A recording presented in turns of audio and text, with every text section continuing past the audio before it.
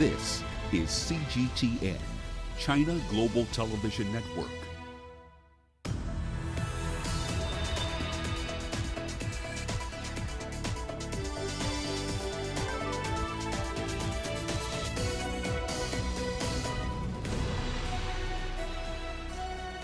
Hello there, welcome to this edition of Global Business Africa. In the course of the hour, we'll run through the business news stories you need to know about from Africa and beyond. But let's start with a run through the markets. The mining major Sibanye-Stillwater says it may buy back about $147 million,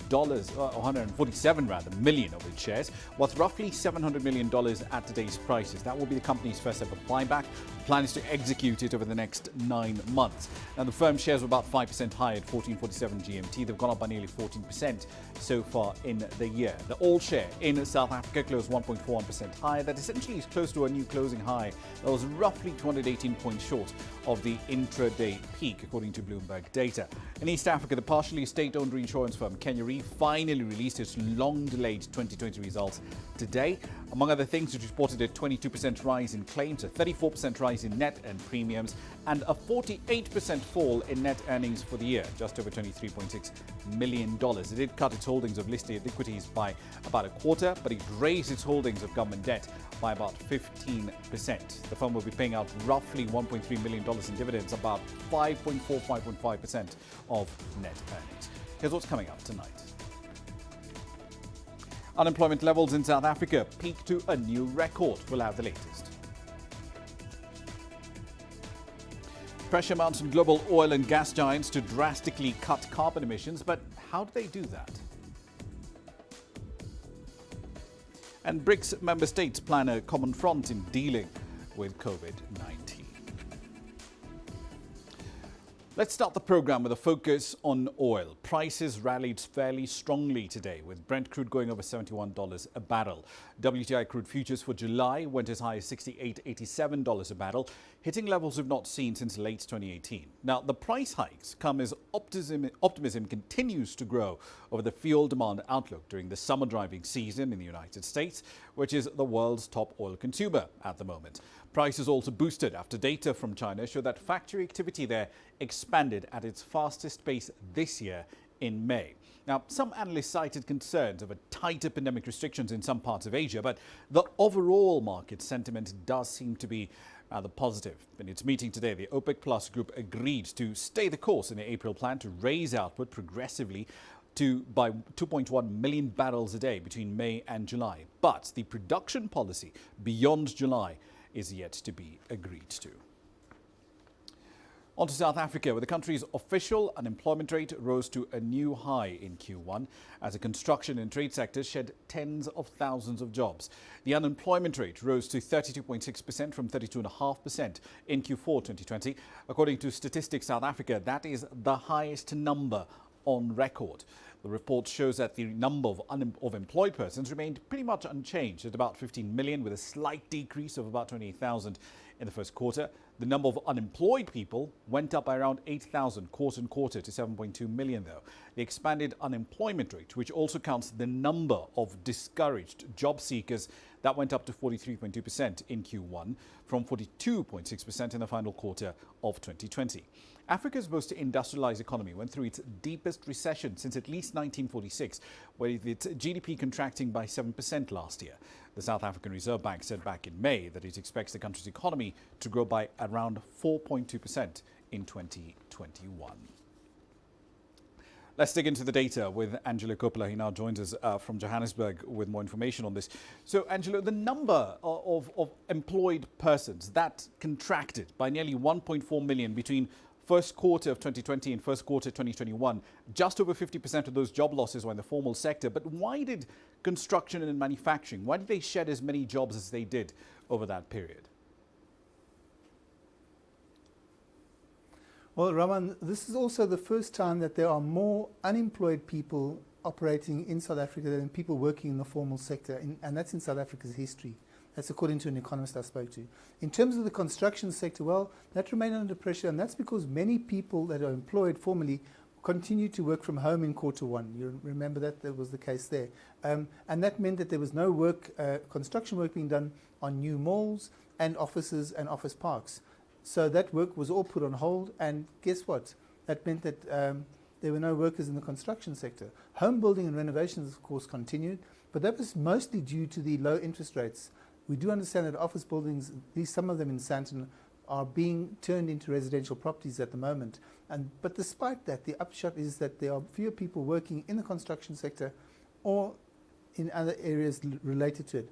In terms of the manufacturing sector, well, there's a drive-through that you could have done through any of the industrial parks anywhere in the country, and it will confirm that many of the factories are still closed in those areas. And because the immense shock of the pandemic that it has had on all those businesses. Meanwhile, the steel sector is also suffering because of prices there, and that is affecting the smaller operators and the upmarket operators as well. There's simply no demand, and there's also a supply side shortage in the manufacturing sector, specifically in the auto industry, where smart chips, as you know, and specialist plastics are in short supply. So there are fewer jobs in the manufacturing sector as well. So not good news for construction or the manufacturing sector in South Africa, Ramah. Indeed. The other thing that stood out, the data that came out today, was that the finance sector added over 200,000 jobs quarter on quarter in Q1. What explains that hiring spurt? Well, it's eye-watering, isn't it? I mean, the fact is that the name of that data set catch-all of a whole range of employment sectors, and that ranges from finance to real estate, ITC, advertising agencies and marketing companies, and of course the big one there is the security industry. People employed more security personnel at the beginning of the quarter, either to protect themselves or their premises. Many businesses, as I've just said, remained closed or were operating on skeleton staff, and they needed protection. In the banking sector, though, which is also part of this section here, there may have been more people employed once the banks realized that they had over-provisioned on the bad debt expectations of their customers. And so they could release some capex, which was used to fund those new hires. Ramah. One last question for you, Angelo. So where does this leave the Finance Minister, Tito Mbowene's drive to try and balance public expenditure? Because given all the job losses that we're seeing in the last 12 months, does he really have the tax room to give more tax credit relief to firms or individual households, given how persistently high these unemployment numbers are? Well, look, Mboweni doesn't have any wiggle room at all to give credit relief to firms or individuals. He's using the tax fall, the windfall he got from those booming commodity prices, for example, to pay off some of the public sector debt. We understand that Treasury has paid off in the region of around 80 billion rand of that monstrous debt pile that they have accumulated in the past. We're also told that that's going to be remaining in the focus going forward, to use any of the tax windfalls from those booming commodity prices to continue paying that debt down. Meanwhile, individuals who are actually paying taxes are a relatively small group of people, and their contribution is also quite small as well. So unless government is trying to attract a new voter group or of people who are earning enough to pay taxes, we're unlikely to see any tax breaks either in that section or in any other section of individuals who might be employed or unemployed. And of course, Mboweni doesn't do much in the way of tax announcements at this time of the year. He generally waits until the national budget speech, which is in February, March, to make those big announcements. So individuals and businesses shouldn't expect any kind of upside or benefit or any recourse or relaxing of taxes. Ramah. Indeed, it's going to be an interesting balancing act for him this time next year. Angela Coppola in Johannesburg. Thank you. Let's head over to East Africa now. Tanzania's government says it's actively reviewing 22 different laws under the Ministry of Industry and Trade with a view to improving the country's business environment. This change is a part of a broader blueprint of regulatory reforms designed to remove unnecessary red tape that makes it difficult to trade or invest in Tanzania. From Dar es Salaam, here's CGTN's Daniel Kijo with the details. Tanzania's Ministry of Trade and Industries has big plans for the year 2021-2022. It says it is making changes to trade and investment policies so as to boost the industrial sector.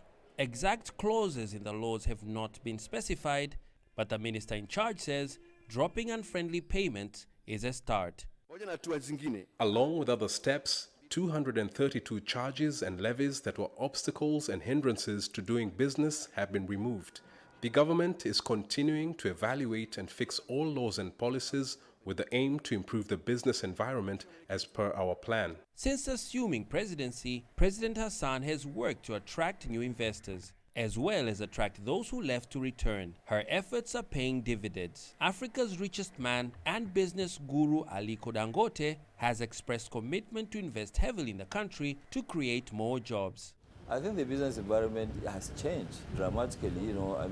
Things have opened up, and I can assure you that not only here with the local press, wherever that I go, I will now be the champion of Tanzania and tell people that things have changed. Everybody should come back and invest heavily here in Tanzania. The government is looking to engage China, Russia, Mauritius, Turkey, Egypt, Israel, DRC Congo, South Sudan and others to sign trade agreements in collaboration with the country's private sector. Experts say this tone is a welcome change from the former late president's stricter, controlled approach to investment management in the country. The new president is trying to let the business community breathe a bit.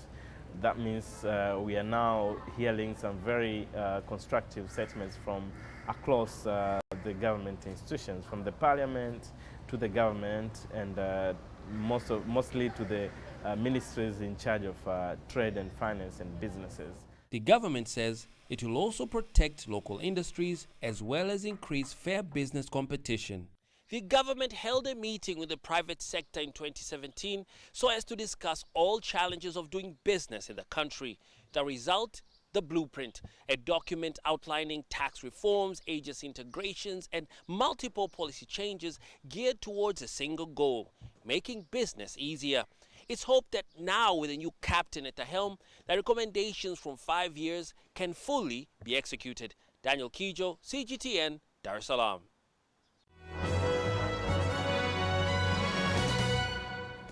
All right, then a quick run through the company stories we have lined up for you, starting in Kenya. The struggling retailer Tuskys is seeking regulatory approval from the competition authorities in Kenya to lease its brand through a franchise. That's coming as it's facing delays, apparently, in closing a $19 million financing deal with a mystery offshore investor that, to date, it's refused to identify. Tuskys has been losing employees, stores, customers, suppliers, as its cash troubles worsen amid a stalkout. At its peak, the retailer was an acquisition target for global giants like Walmart, who are looking for foothold in East Africa. In aviation, the acquisition deal between Qatar Airways and Rwandair is still on, with those aware of the latest plan saying that internal reorganization is in progress. Now, Rwandair and Qatar went public in February last year with plans indicating that the latter was planning to buy a 49% stake in Rwandair. Experts say that deal, if concluded, could reset the aviation industry, not just in the region, but also on the continent, given Qatar Airways' financial muscle and global reach. French investigators have started to question the former Nissan boss, Carlos Ghosn, in Beirut on charges of financial misconduct. They're looking into allegations of financial impropriety in France, including a party thrown at the Palace of Versailles, irregularities at a Renault-Nissan distributor in Oman, and the activities of a Dutch subsidiary of the car firm. Mr. Ghosn is being interrogated only as a witness. He cannot be formally indicted unless he's on French soil. Only then would he be made aware of the charges, or the details rather, of the charges against him. And finally, Kraft Heinz says it will invest nearly $200 million in a UK food manufacturing facility over the next 4 years. Plans for the plant in northwest England would see ketchup, mayonnaise and salad cream made in the country once again. It would be the firm's biggest expansion of a manufacturing site outside the United States in more than 20 years. That's a run for your company headlines.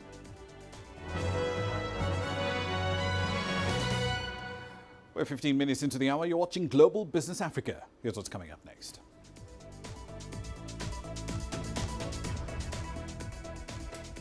High demand and global drought is sparking a surge in maize prices in South Africa. And pressure's growing on global oil and gas giants to drastically cut carbon emissions. But how exactly will that happen? We'll explore that next. The world economy as we know it is about to change.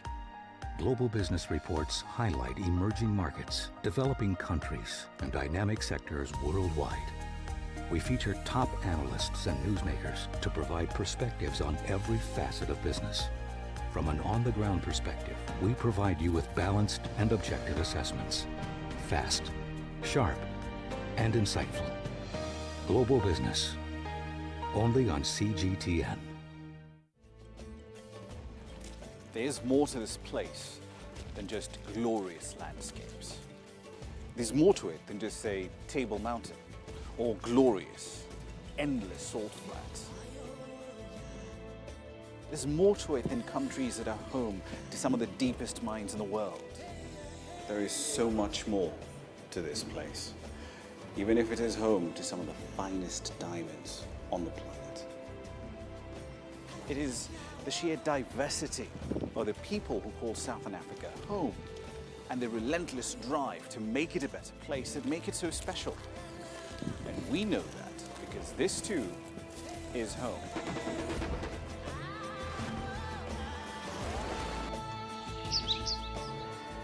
No one knows Southern Africa like we do. CGTN, see the difference.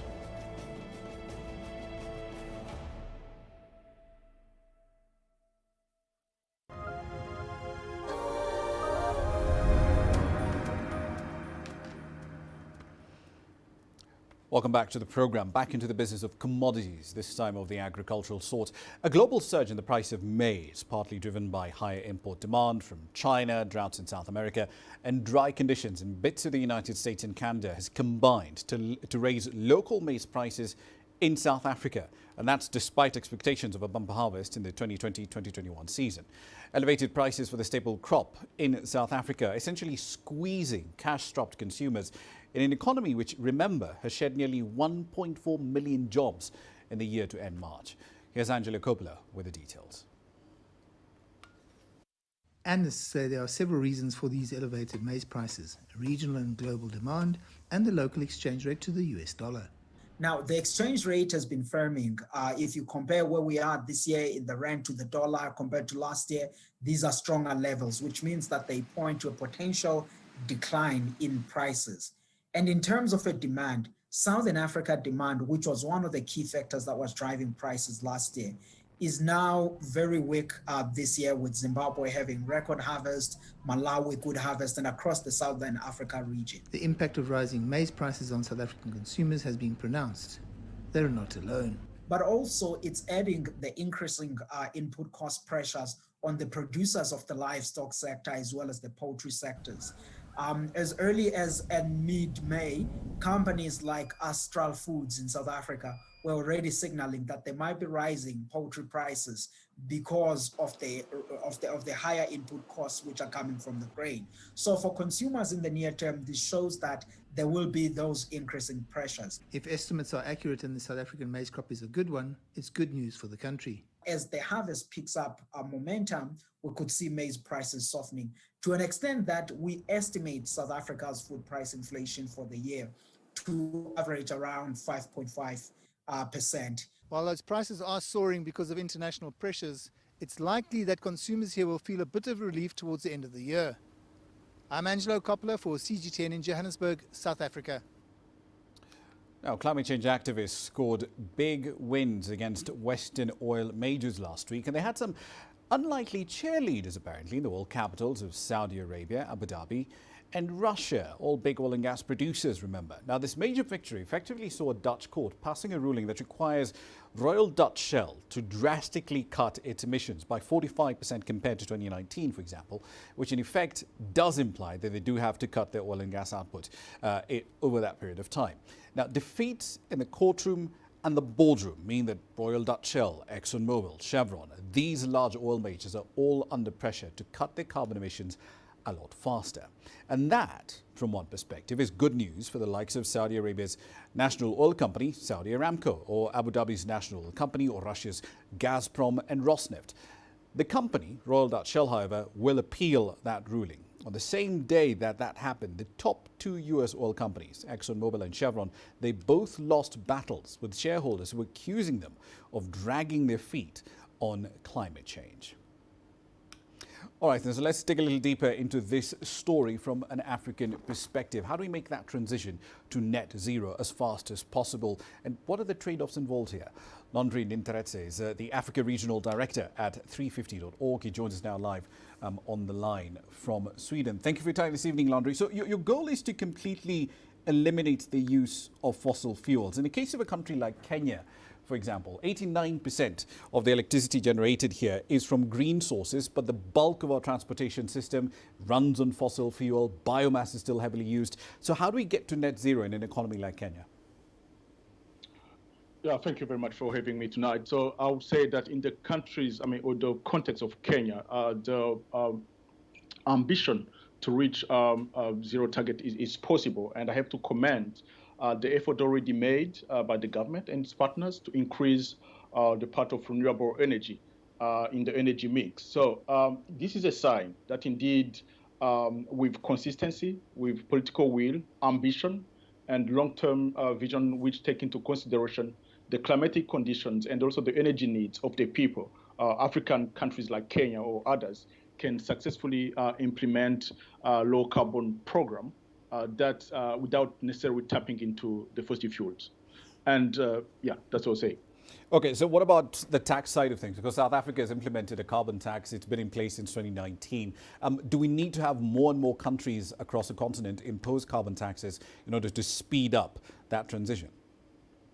So actually, as you know, the carbon tax is aiming at imposing taxes on activities, businesses that release a significant amount of greenhouse gases. So while that such policies like the carbon tax can have a certain effect, we believe that the long-term and significant impact can only be achieved in the context of South Africa by through an in-depth reform and transformation of Eskom. And Eskom is the national electricity utility. So Eskom have to drive a just transition to a more socially owned renewable energy future that empowers all the people, all the communities. Because at the moment, as you know, there have been a lot of scandals of corruption, lack of transparency, mismanagement. So if those issues can be addressed, we believe that we can have a just transition which put the needs and the interests of the people and the businesses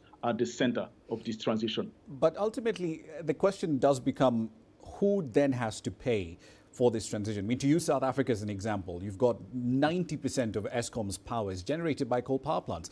Two of the largest coal-fired power plants, Medupi and Kusile, in the world are owned and run by Eskom. Simply overhauling that entire architecture will take an enormous amount of time and a huge amount of money. So ultimately, who has to pay for it?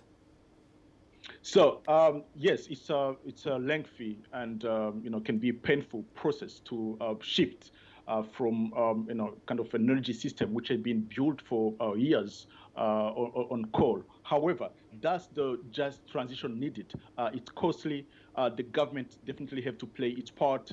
The public sector, the private sector have to also do their role. We've seen how the world recently has addressed and is tackling the pandemic. So which shows again that with real political power and ambition to make the necessary painful reform, the government, supported by the national and international partners, can indeed achieve a transformation of a utility like Eskom. Isn't there an element of climate justice involved here? Because a lot of, African countries are not huge emitters of carbon emissions, and they haven't been historically for the better part of a century or more.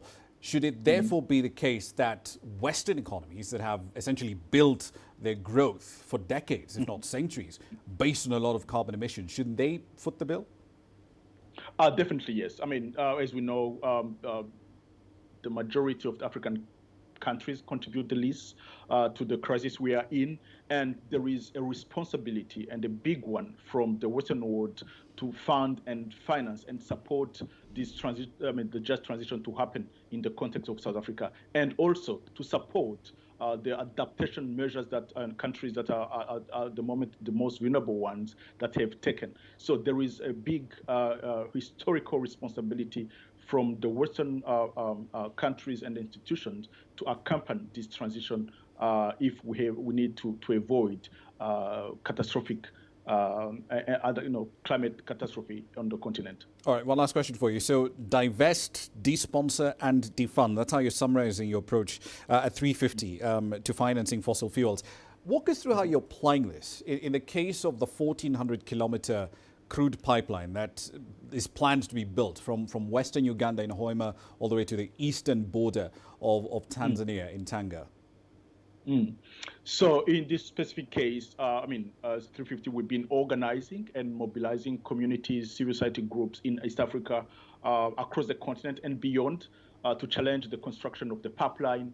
And of course, we've been engaging the banks, the financials behind the project. And at the moment as we speak, a third of them have already made it clear that they are disengaging from the project, which for us is a sign that indeed they've started listening to the voice and the cry of those that are affected.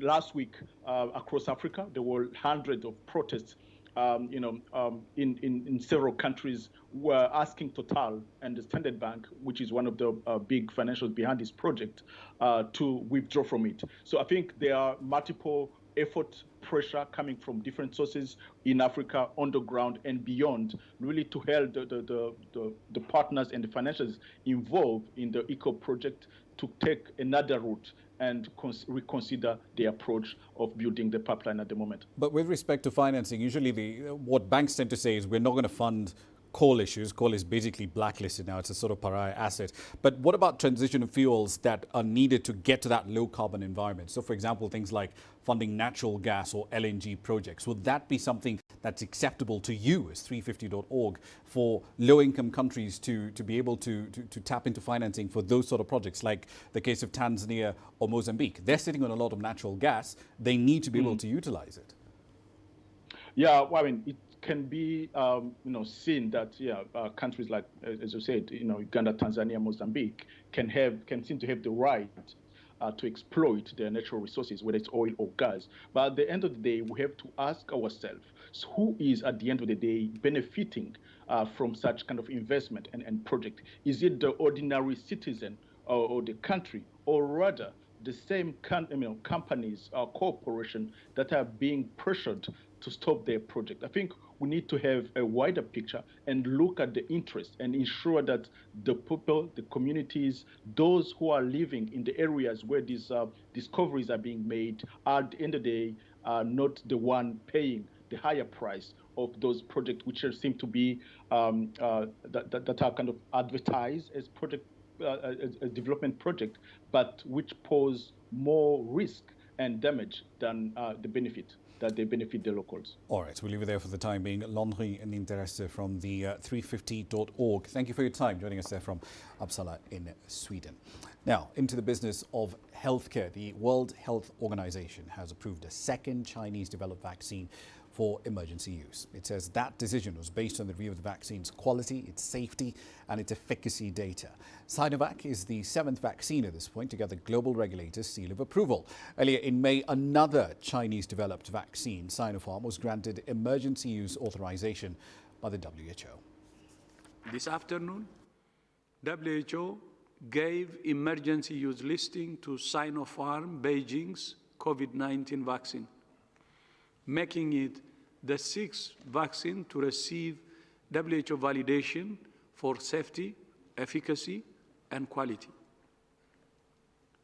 This expands the list of vaccines that COVAX can buy and gives countries confidence to expedite their own regulatory approval and to import and administer a vaccine. We have information that the vaccine is useful for people above 18 years of age. And as the person asking the question said, the information we have for people over 60 is still very scarce. There is no reason to think that the vaccine would behave differently in this older age group. And in fact, in many countries in the world where the vaccine is already being used, this group has already been vaccinated. Authorities in Egypt have started to lift restrictions that they had put in place in order to curb the spread of COVID-19 on Tuesday. The health ministry there has reduced a curfew it had imposed on shops and restaurants. It's just 4 hours. It's also allowed the formal reopening of open-air public spaces. To date, Egypt has reported more than 262,000 COVID-19 cases and 15,000 COVID-related deaths. Here's CGTN's Adel Mahrouki with the details. Mina Fedi came to work very excited. He set up his display area knowing that he's finally being allowed to open his kiosk for more hours. Thanks to the new government COVID-19 measures, Mina can keep selling until 1 o'clock after midnight. The news made me happy. It's a very good decision. To me, that's more beneficial. I can work for 4 more hours every day. I used to shut down at 9 every night. To stay until after midnight, it's almost a full day. The pandemic slowed down work. I didn't have many customers. Even the streets had few people. Egypt is easing its pandemic control measures ahead of the summer break. It's opening public beaches and parks. The government has also announced that it has vaccinated all staff working in hotels and other hospitality services. All these measures are aimed at making people feel safe to travel domestically during the holidays.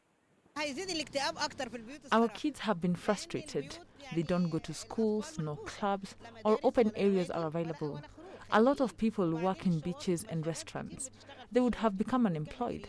This opening up is so much better, so long as everyone keeps abiding to personal safety measures.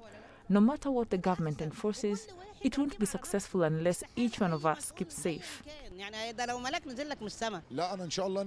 I've been planning to take my family for a beach vacation. I've been waiting for the beaches to open. I'll head to Alexandria. My whole family will join this year. We've been deprived of the weekend outings. I'm happy life is coming back to normal. While the government's new COVID-19 measures have been widely celebrated in the country, some Egyptians fear that opening up the country could once again bring up daily infection rates. I want the government to cancel these decisions. This is not a solution to limit infections. The step could reverse our recovery trend. It doesn't matter. 11 p.m. from 1 a.m. Viruses don't abide by a time schedule. The curfew must continue. I will keep trying to control my behavior and my household. I will stay away from gatherings. I am not going to the beaches this year. Indoor activities are still restricted. Theaters and restaurants can only serve 50% of their usual capacities. Religious events, weddings, funerals, and conferences remain banned. Adel Mahroui, CGTN, Cairo. All right, then, away from Egypt, let's head over to East Africa, specifically over to Kenya. When people here think of grand train journeys, memories of traveling aboard night trains do come to mind. Some do remember traveling across some of Kenya's iconic national parks, like Tsavo East, while hearing the sounds of animals at night, lions, for example. But only a few years ago, it appeared that old golden days of night train travel and glamour and comfort, they were gone for good. That was, at least, until the Chinese-built standard gauge rail line reintroduced that experience this year. CGTN's Enoch Sikolio took a night train. He filed this report. Train travel is becoming an iconic way to navigate Kenya's landscape. Night trains are a great way to make the most out of your travel from Nairobi to Mombasa or vice versa. They are quite affordable and more comfortable than buses. And with the climate crisis worsening, they are a great environmentally friendly option as well. Since they were introduced in January this year, night trains are becoming popular among Kenyans who live in Nairobi and Mombasa. Tonight, I'm joining lovers of night travel to see and feel what makes them pick a train. Now it's time to get a train to Mombasa. Departure time is 10 p.m. and we'll be on the train for the next 6 hours. I'm actually surprised. I thought I was to come to do a lot of work here, but it's quite convenient. Is it your first time to do a night train? Yeah, this is my first time. Of course, we want to have a lot of fun. A lot of fun. We are a team of guys who just want to have a lot of fun. As we continue chatting with Stephen Wainaina, I realize that most of the travelers here believe that the best part of night trains is that it saves you a night of accommodation. Simple. While you still need to buy a ticket, you will not be using up a day of travel to get to a new destination, as you will be covering your distance at night. It's convenience because of the booking time, the other side. Because if you, for example, if I was to travel by the 3 p.m. train, it meant that I had to spend somewhere before I book, I check into my hotel. I have a few friends and I think we're going to enjoy the train at night, yeah. Most of these people are also looking for viable alternatives to driving and flying when going on holiday or traveling from Nairobi to the Kenyan coast or the other way round. My name is Naushad Ayub. I work with Steel Wool Africa and I'm dispatch manager there. And we're visiting for my son's occasion. There's small functions we want to hold there. And we choose to, travel with SGR. Most probably, conveniently, that we felt that it's more faster and more company, and it's not my first time. And I've been traveling like this is my third time traveling with SGR. Have you ever traveled at night? Is it your first time? No. 2 times I've traveled daytime, and that I felt also is it takes too long, and we get tired, like just sitting. So we decided to have a try at nighttime, and we see how it goes. So it's your first time at night? Yes, sir. It's clear that families and friends traveling together are becoming one of the most important target groups for night trains. I usually use buses, but buses we used to take at that time like 10 hours. So 10 hours sitting in one place, it becomes uncomfortable as well. My name is Faisal Sirishira. How is work? Our work is okay. As you can see, this is the night train to Mombasa. The passengers are cool, and we're hoping for a good journey to Mombasa. Do you love it? Yeah, I really enjoy it. It's interesting. At first, it was a bit of an hassle, but right now, we have adapted and everything is okay. According to AfriStar, the move to introduce the night train was a way of complementing the demand that was there as more Kenyans opted for the train travel. The night trains are a third pair of passenger trains on the standard gauge railway that was launched on the 4th of January 2021. Enoxikolia, CGTN, Mombasa, Kenya. We're taking a short break on the program. You're still watching Global Business Africa. Here's what's coming up.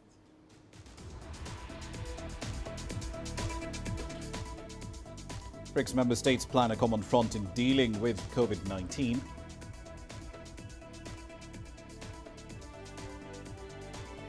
And we'll take inside this dream garden as it debuts at the annual Flower Festival in Shanghai.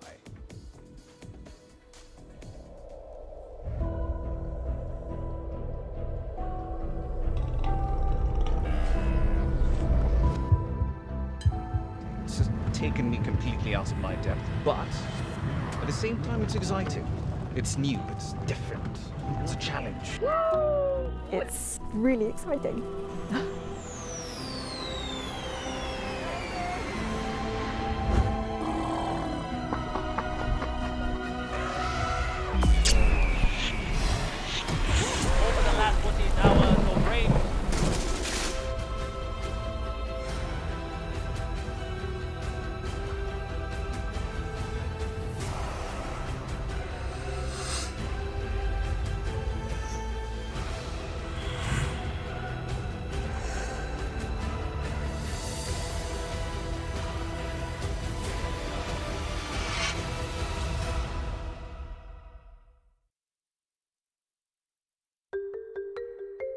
How will your world change today? What happens here?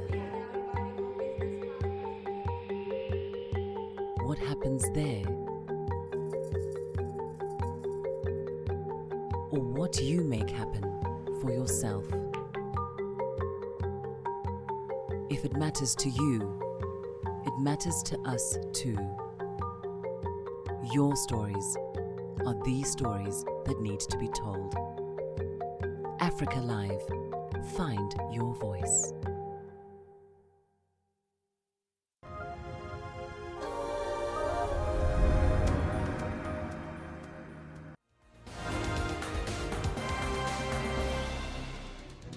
Welcome back to the program. Let's run through some of the stories making your headlines at this hour. The World Health Organization has approved a second Chinese-developed vaccine for emergency use. It says that decision was based on the review of the vaccine's quality, safety and efficacy data. Sinovac is the seventh vaccine to get the global regulator seal of approval. Early in May, another Chinese-developed vaccine, Sinopharm, was granted emergency use authorization by the WHO. Egypt's Suez Canal Authority says it has reduced the amount of money it is demanding as compensation from the owner of the Ever Given vessel that blocked the busy waterway back in March. Egyptian authorities have been holding that ship ever since the incident. Egypt is now asking for $550 million, down from the over $900 million it was earlier demanding. And finally, a top Ugandan general and a former works minister has been wounded in an early morning shooting incident by unknown gunmen. The incident took place on the outskirts of the capital, Kampala. The gunman killed his daughter and his driver in that incident, however. Witnesses do say that men on motorbikes fired several shots at their vehicle near their home. Soldiers are guarding the hospital now, where General Katumba Wamala is being treated for non-life-threatening injuries. He's regarded as one of Uganda's most respected politicians and military officials. That's a run through your headlines.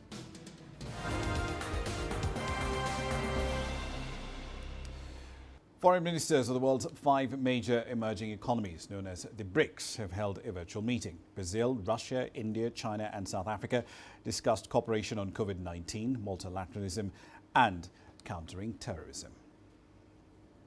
Tuesday's meeting was chaired by Indian External Affairs Minister Subrahmanyam Jaishankar. In their opening remarks, the other 4 ministers expressed their condolences for India, which has been hit hard by a deadly second wave of COVID-19, reporting over 27 million cases and almost 330,000 deaths. And Chinese Foreign Minister Wang Yi said not just India, but all BRICS countries have been hit hard and affected by the pandemic. As we know, this year marks the 15th anniversary of the group's establishment, and Wang Yi says the key to get through current challenges intact is to maintain solidarity. Our cooperation mechanism has been continuously improved and expanded. International influence has been increasing, especially in areas like the economy, trade and finance, political security, and people-to-people exchanges. This has set an example of cooperation among emerging markets and countries. Facing the pandemic, the BRICS countries have demonstrated resilience and vitality and maintained the momentum of cooperation. This has provided an important example not only for our 5 countries, but the world in the fight against the pandemic and restoring the economies. The 5 ministers say there are many challenges facing the world. One is the lack of coronavirus vaccines for developing countries. India and South Africa have proposed for WHO waiver of patent protections for COVID-19 vaccines. And Russian Foreign Minister Sergei Lavrov mentioned challenges such as climate change and cross-national crime. This is why all 5 ministers agreed that a rule-based international system should be strengthened. For example, Lavrov said the current system has been eroded by some countries, and his view is echoed by Wang Yi, who said certain countries are adopting fake multilateralism, which puts their own interest above all else. One major outcome of the meeting is a joint communiqué issued by the ministers. The communiqué calls for constructing a more just and inclusive international system, one that is based on international law and the UN Charter, not rules set by a minority of countries, and also reaffirmed the principle of non-interference in other countries' internal affairs. CGTN, Guiyang. The ongoing 10th China Flower Expo is underway in Shanghai's Chongming Island. This year, a floral garden modelled after a magical castle you might find in Disney is a crowd pleaser, as CGTN's Lin Lin now explains. Brimming with colorful blossoms, the 710 square meter dream garden design, based on Shanghai Disneyland's enchanted storybook castle, is a highlight at this year's Flower Festival. The garden combines unique Disney elements with those from traditional Chinese culture. We've put a lot of thought into designing this garden. The flowers used for the windows were selected with care. We hope to extend the magical experience of Disneyland here. Visitors can also enjoy floral sculptures of some of their favorite Disney characters, including Mickey and Minnie Mouse, and many more. the classic red dress, and we use red begonias, red leaf begonias, so that even when there's not a lot of flowers, even the leaves of those flowers are looking nice and red. And just finding little ways like Daisy's bow or the white variegated alternanthera, a plant that gives Donald and Daisy their feather-like appearance, is part of the fun of doing character topiary. The 10th China Floral Expo ends on July 2nd. Lin Lin, CGTN. Authorities in Turkey are starting to ease pandemic restrictions. The country recently ended a 2.5-week-long national lockdown, which did help to lower the number of new COVID-19 infections. Here's CGTN's Mikhail Bardavid with the details. Following a cabinet meeting on Monday, Turkish President Recep Tayyip Erdogan announced new COVID-19 measures. Erdogan said these new restrictions would be in place for the entire month of June. Daily curfews have been pushed to start at 10 p.m. instead of 9. Weekend lockdowns would now only be imposed on Sundays. Some relief for the food industry, as restaurants will be allowed to open and serve customers until 9 p.m. and provide takeout until midnight. Other businesses such as coffee houses, gyms and amusement parks will also reopen. And good news for couples waiting to get married, weddings are allowed starting Tuesday as well. The government is hoping to support the decrease in COVID-19 case numbers by speeding up the vaccination program in June. This week, those over the age of 50 are getting their vaccine shots. The announcement comes on the same day Turkey and Greece agreed to recognize each other's COVID-19 vaccine or proof of a negative COVID-19 test. The move could boost both countries' tourism industries as the summer season begins. I'm Mikhail Bardavid for CGTN in Antalya. For years, smoking cessation activists and many groups representing African Americans have been pushing for a ban on the sale and production of menthol cigarettes, which are pretty popular among black smokers. The tobacco industry has been marketing these mint-flavored cigarettes to communities of color for decades now. But some social justice groups are now concerned that a ban would lead to further policing of black neighborhoods. CGTN's Karina Huber explores this complicated topic on What's Hot tonight. In 2009, the FDA banned the sale of all flavored cigarettes, except menthols, favored by younger people and minorities. Since then, African American activists have been pushing for the FDA to ban the mint-flavored cigarettes. A victory could be on the horizon. Within the next year, the FDA plans to work toward issuing tobacco product standards that will ban menthol in cigarettes and ban all flavors, including menthol in cigars. The announcement was cause for celebration among many in the black community. Banning menthol cigarettes now will take these products off the market. It would also mean that the tobacco industry can no longer target African Americans with these mentholated cigarettes. For decades, the tobacco industry has heavily marketed menthols to African Americans. More than 75% of black smokers now use menthol cigarettes. Health experts say menthols are easier to smoke and more addictive than non-flavored cigarettes. It smoothens the experience. So what that ends up happening is people take bigger drags, they absorb more nicotine. And in the end, that's the name of the game for cigarettes. They want to find out a way to make you take in as much nicotine as possible. One study suggests a ban on menthols could cause almost 1 million Americans to quit smoking and prevent more than 630,000 deaths, including more than 230,000 African Americans. But not everyone representing African Americans is on board with the ban. The American Civil Liberties Union and dozens of criminal justice groups are concerned that banning menthol cigarettes could trigger an underground market for them and could lead to heavier policing of black neighborhoods. In a letter of concern, they wrote, "Policies that amount to prohibition for adults will have serious racial justice consequences. Such a ban will trigger criminal penalties, which will disproportionately impact people of color." Eric Garner died in a chokehold while in police custody after being stopped for allegedly selling loose cigarettes. But the FDA says enforcement would only target manufacturers, distributors, wholesalers, importers, and retailers, not individuals. Despite support from the Biden administration, a ban is far from certain. The tobacco industry has vowed to fight back, and litigation could take years. Karina Huber, CGTN, New York. Quick run through commodity prices. This is really just going to be all about oil. OPEC Plus agreed to stay the course essentially and continue to progressively raise the crude oil outputs into the market as planned. Increases of 700,000 barrels a day of output this month and another 840,000 in July. WTI and Brent is reported earlier in the hour. They both jumped to multi-year highs in today's session. $71.18 a barrel. Brent is essentially back to levels we last saw in 2018. At that point, WTI crested over a 5-year high as well. Now, adjusting output to compensate for early overproduction is a recurring theme in these OPEC Plus meetings. Collectively, African producers are required to take some 675,000 barrels of crude a day offline in order to make up for earlier non-compliance with agreed to quotas. The bulk of those cuts are in Nigeria with a 250,000 barrel a day cut. Angola and Algeria also have to trim output by near between 145,000 and 210,000 barrels of output per day. Here's what's coming up next.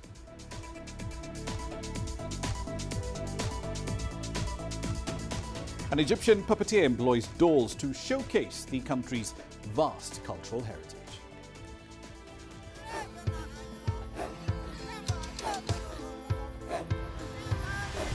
Africa is a continent of diversity, with varied climate and enchanting geography, and a people so distinct, but with a shared enduring spirit.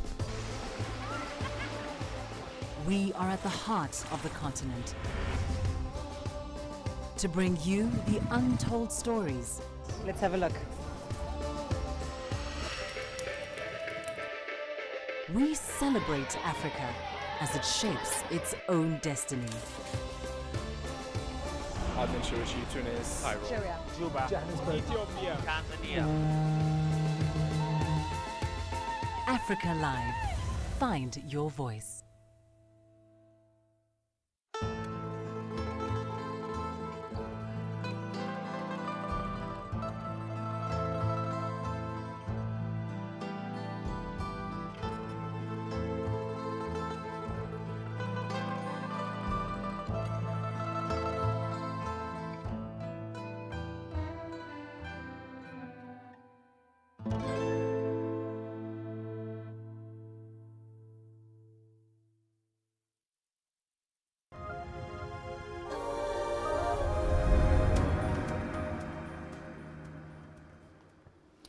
Welcome back to the program. An Egyptian puppeteer has taken his passion for his craft to a whole other level as he creates his own handmade puppets. The artist then uses these puppets to reflect the country's rich heritage in culture and cinema. CGTN's Alexander Majala has that story on Grassroots. Egypt has a rich and diverse culture, and these handmade dolls hanging in this workshop are created to tell those stories. Mohamed Fawzi Bakar is the puppeteer behind these pieces. His puppets are designed to resemble Egyptians from the country's north to the south, and Bakar uses his imagination to tell new stories with traditional twists. His one-man crew brings his stories to life. Bakar designs the dolls he uses in his performances, as well as the stories he tells when he pulls on their strings backstage. Being a puppeteer means I not only make them, but I'm also the operator, the choreographer, the director, the art director, the composer, the voice actor. There's so much involved.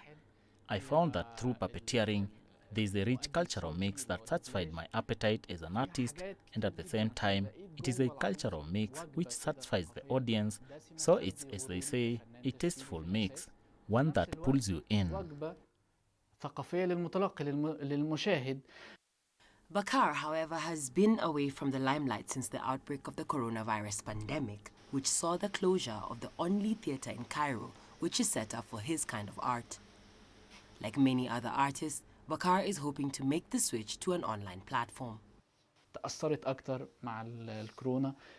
suffered a lot during the coronavirus pandemic, so I've tried to turn to online videos or filming of my plays, and this is just to deal with the situation we are in now.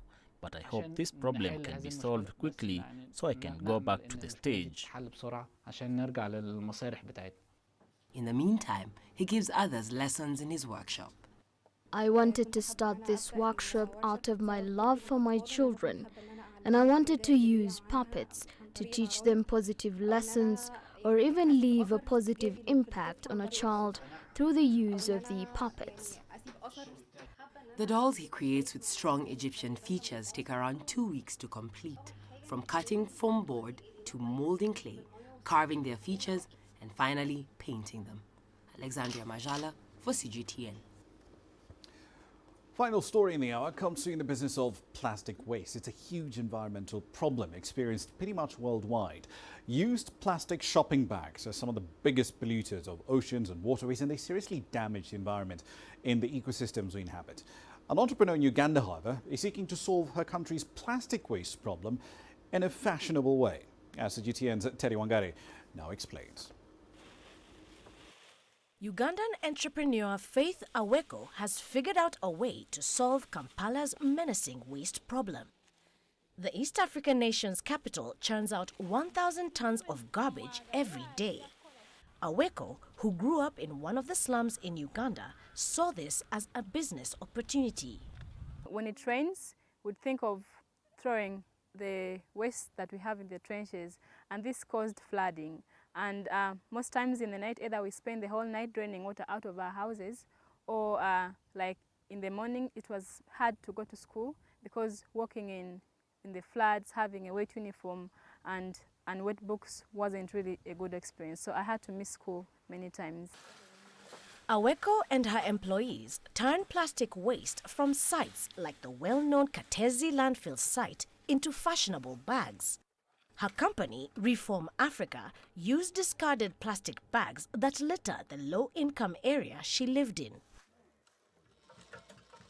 I like to call myself a wastepreneur because I deal in waste, and this is something that most people don't want to associate with waste, plastics, dump sites, garbage, and yet this is something that is providing employment to women who are collecting the waste, to women who are sorting, to women who are washing, and also women who are processing and making the beautiful bags that Reform Africa is making. Aweko's bags sell for between $16 and $25. She has deals with several local shops and markets heavily using social media platforms to land more clients in the West. Part of her vision for the Reform Africa project is to encourage more Ugandans to recycle and help people learn new income-generating skills. I'm very happy with this job because it has transformed my life very much. It has created a living for me, my child, and I'm also able to assist my spouse when he's struggling. This job has really helped me. The other thing is I like it that we empty communities of these polythene bags, which saves the environment. Aweko not only hopes to make a mark with her brand, but that her bags will also help spark conversations about environmental awareness, recycling, and waste management. Terry Wangari, CGTN. A quick run through the currencies as we wrap up the program. So today's level, 1376.77. The rand has basically recovered all its pandemic-related losses. Remember, this currency did slide very rapidly when the COVID-19 pandemic spread around the world. In fact, when it hit South Africa, the rand did hit 19 to the dollar in April 2020. May was a relatively rough month for cryptocurrencies, a 35.5% decline in Bitcoin's price in USD terms and a 6% decline on Ethereum as well. From the 21st of May, Bitcoin has been mostly under $40,000. Today's price, 36,840 at 1433 GMT. That's how we wrap up this edition of Global Business Africa. As always, we'd like to hear your thoughts on the content you've seen on the program in the last hour. There are many ways to get your feedback back to us. All of them are on your screens right now. I'm Ramah Nyang in the Kenyan capital, Nairobi. Thank you for your company in the last hour. The World Today is up next from Washington, D.C.